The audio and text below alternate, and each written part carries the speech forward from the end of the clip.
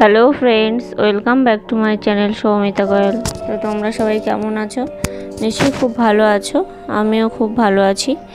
তো আজকে একটা নতুন ভিডিও নিয়ে চলে এসেছি, তোমরা দেখতে থাকো।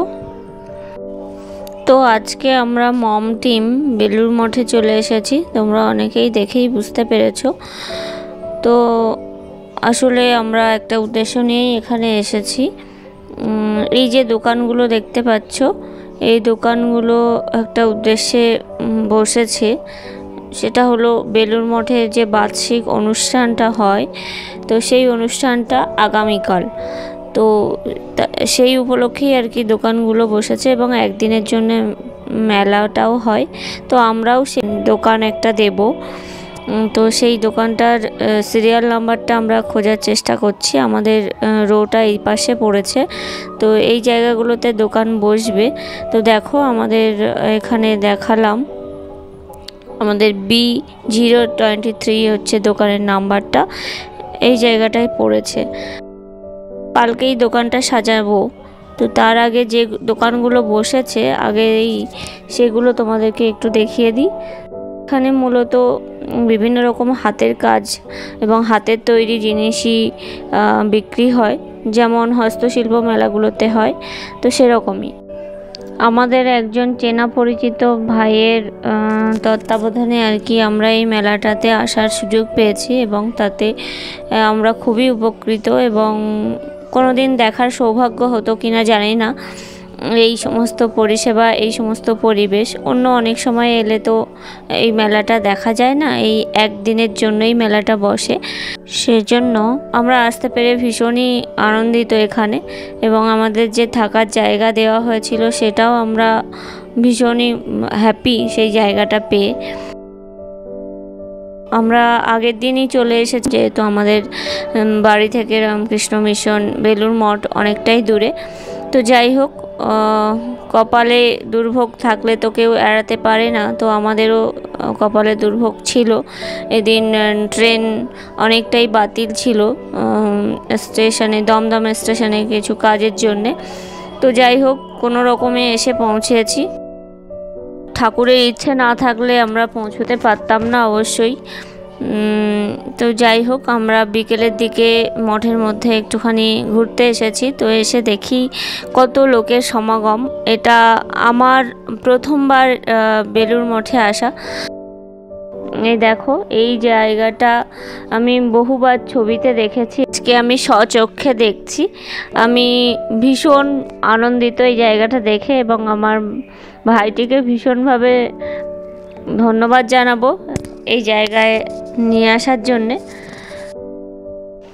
তো মন্দিরটা একটু ঘুরে ঘুরে দেখছিলাম। কিছুক্ষণের জন্য আমরা মন্দিরের ভেতরে রামকৃষ্ণ ঠাকুরের দর্শন করেও এলাম ভেতরে, যেহেতু ক্যামেরা অ্যালাউ করছিল না, তো আমি সেই জন্যে দেখাতে পারলাম না। যারা এসেছো তারা নিশ্চয়ই দেখেছো। তো এবারে আমরা নিচে নেমে এসেছি, আর দেখো কি পরিমাণ ভিড়, মানে সন্ধ্যের হওয়ার মুখে তবুও এত লোকজন। ভেতরে গিয়ে সব জায়গায়, সব রামকৃষ্ণ মিশনে যেমন অনুভূতি হয় সেরকমই অনুভূতি হলো। একদম শান্ত নিস্তব্ধ একটা পরিবেশ আর মন ভালো করা পরিবেশ।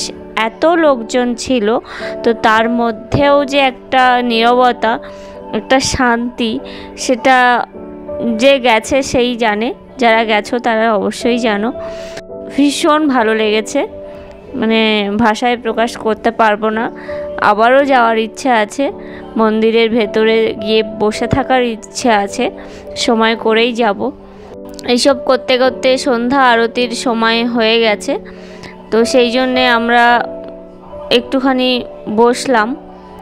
আর তার মধ্যেই আমরা গঙ্গার ঘাট এবং মা শারদার মন্দিরটাও দর্শন করে নিলাম। গঙ্গার ঘাটে দেখো কি পরিমাণ লোকজন, আর ওদিক থেকে ভেসেল যাচ্ছে, সম্ভবত দক্ষিণেশ্বর থেকে আসছে বেলুড়ে। তো এই যে আমরা বসে পড়েছি, ভেতরেও যাওয়ার জায়গা ছিল, কিন্তু প্রচুর ভিড় হয়ে যাওয়ার কারণে আর ভেতরে গেলাম না, এখানেই বসলাম। আর এই বড় স্ক্রিনটাতে কি কাজে লাগে তো সেটাও দেখলাম। এবং আমি এই সময়ে আর একটুও কথা বলতে চাই না, আমি পুরোটাই ভিডিও করার চেষ্টা করেছি, তো সেটাই তোমাদের সঙ্গে শেয়ার করব। তো পরে কথা বলছি।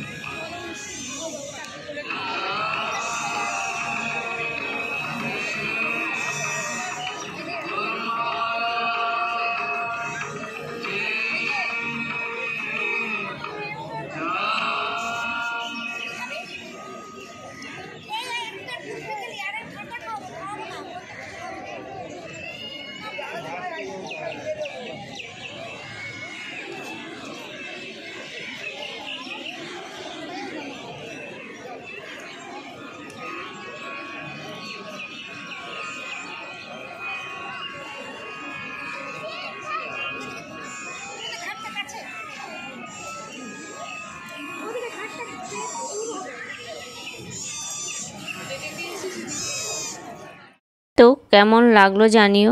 আর পাশে একটু আওয়াজ হচ্ছিল, কিন্তু কিছু করার ছিল না। তো যাই হোক, সন্ধ্যের দিকে আমরা একটু বাজারের দিকে বেরিয়েছিলাম, পাশেই নদীর সাইডে একটা দোকানের দিকে গেছিলাম।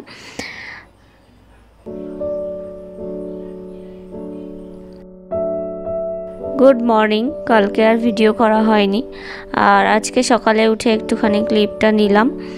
তো আমাদেরকে রেডি হয়ে বেরোতে হবে।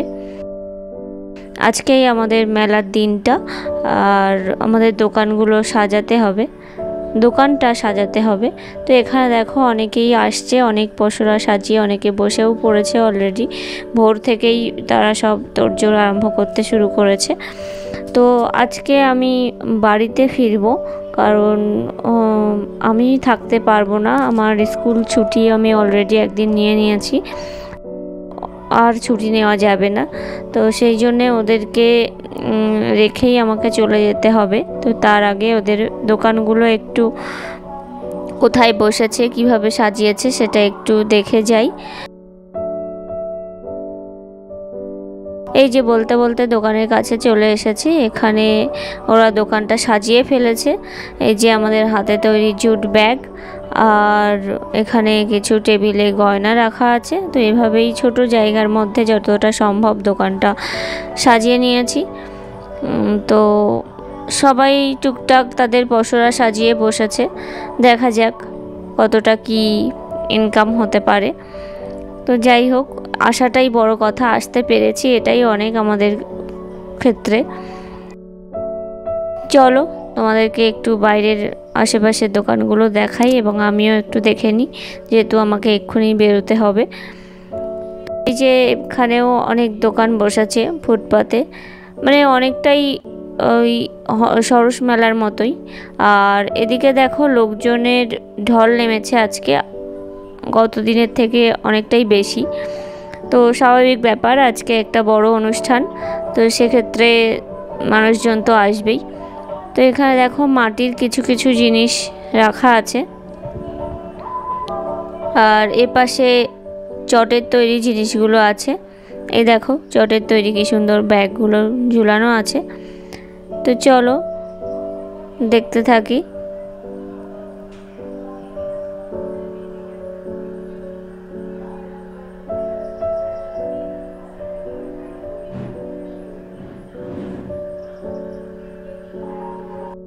আমার এই যে মূর্তিগুলো, দুর্গা মূর্তি, আমি জানি না আমার এর ওপরে এত আকর্ষণ কিসের। তো এগুলো আমি অলরেডি একটা বাড়িতে কিনেছি।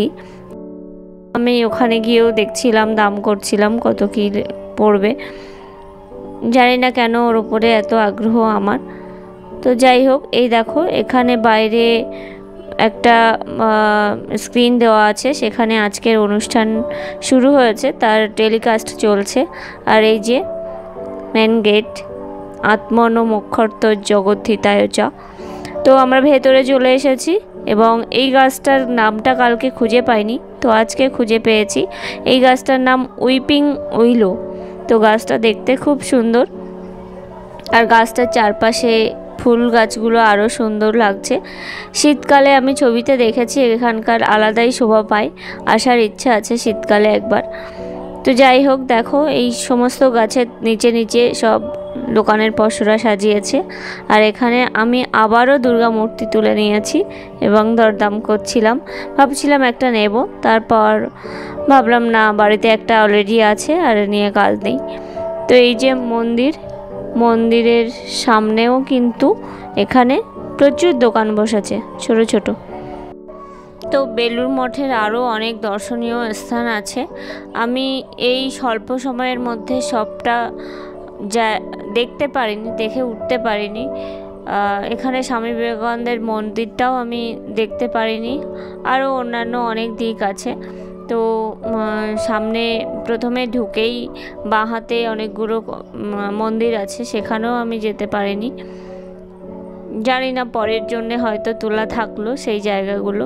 তো যাই হোক, এখানে দেখো ডান দিকে একটা বড় প্যান্ডেল করা হয়েছে, মূল অনুষ্ঠানগুলো এখানেই চলছে। আর তার ঠিক সামনে এদিকেও অনেক পসরা সাজিয়ে স্টলগুলো বসেছে।